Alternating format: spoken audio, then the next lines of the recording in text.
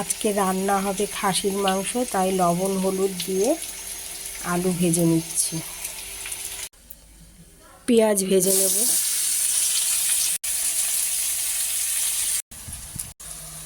আদা রসুন কাঁচা লঙ্কা টমেটো পেস্ট,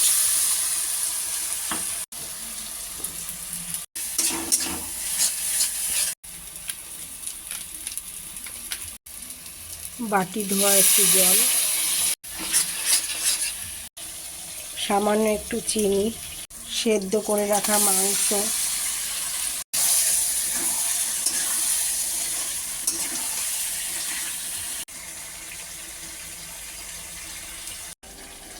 আলু দিয়ে দিয়েছি। এখন চর্বি দিলাম, দিয়ে রান্না হয়ে আসবে। জল ফুটিয়ে গরম জল দেব।